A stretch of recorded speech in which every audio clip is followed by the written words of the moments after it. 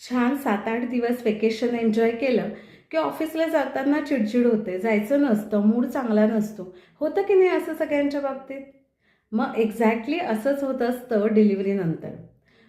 शरीरातील हार्मोन्स जसं की इस्ट्रोजन, प्रोजेस्ट्रॉन, थायरॉइड आणि इतरही काही हार्मोन्स हे प्रेग्नन्सीमध्ये हाय लेवलला असतात आणि मग डिलिव्हरी झाल्यानंतर त्यांची लेवल अचानक कमी होते आणि त्यामुळे काय होतं तर काही मानसिक बदल होतात. हो, आज आपण बोलणार आहोत पोस्टपार्टम मेंटल डिसऑर्डर्स म्हणजेच डिलिव्हरीनंतर होणाऱ्या मानसिक स्थित्यंतराबद्दल. आणि हे स्थित्यंतर खूप कॉमन आहे आणि सगळ्यात महत्त्वाचं हे नॅचरल आहे, हे नॉर्मल आहे. तर साधारणपणे 85% महिला या पोस्टपार्टम ब्लूज फेस करतात. ऐकलाय ना हा शब्द? हो, कारण ते खूप कॉमन आहे. तर या पोस्टपार्टम ब्लूमध्ये काय होतं की एकतर हार्मोनची लेवल कमी झालेली असते, शिवाय बाळ आलेलं असतं, ती नव्याने आई झालेली असते आणि त्याचा थोडासा तिला स्ट्रेस असतो. शिवाय 24 तास बाळाकडे बघायचं आहे, त्यामुळे तिची झोप होत नाहीये आणि अशा सगळ्या गोष्टी एकत्र येतात आणि थोडीशी तिची चिडचिड व्हायला लागते, ती उगाचच रडायला लागते, तिला नीट झोप लागत नाही. आणि अशा वेळेस मात्र आपली रिॲक्शन काय असते, अगं भरल्या घरात कशाला रडतेस, बाळाला जवळ घेऊन रडू नये.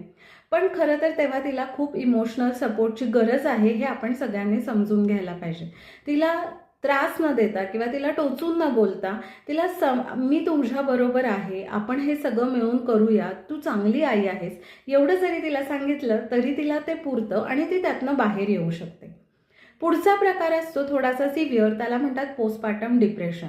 याच्यामध्ये म्हणजे ती इरिटेबल होते, तिला सारखा राग येतो, डेली ॲक्टिव्हिटीज तिला कराव्याशा वाटत नाहीत, ती चिडते, ती रडते आणि शिवाय महत्त्वाचं म्हणजे स्वतःला किंवा बाळाला काहीतरी त्रास करावा असं तिच्या मनात सतत येत असतं. असं काही लक्षणं तुम्हाला आढळली तर मात्र तुम्हाला गायनेकोलॉजिस्ट किंवा सायकॅट्रिस्टकडे जाणं खूप आवश्यक आहे. आणि सगळ्यात सिव्हिअर फॉर्म ज्याला आम्ही म्हणतो पोस्टपार्टम सायकोसिस, ही खरं तर एक इमर्जन्सी आहे. याच्यामध्ये ती स्वतःला हार्म करून घ्यायचा म्हणजे सुसाईड करायचाही प्रयत्न करू शकते. हे सगळं सांगण्यामागचं कारण काय माहिती आहे का?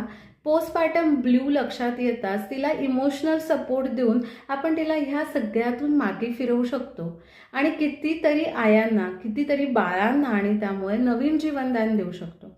तर फक्त 4 प्रेमाचे शब्द, धीराचे शब्द, तू करू शकतेस हा आत्मविश्वास तिला मानसिक स्थित्यंतरातून बाहेर येण्यासाठी मदत करतो.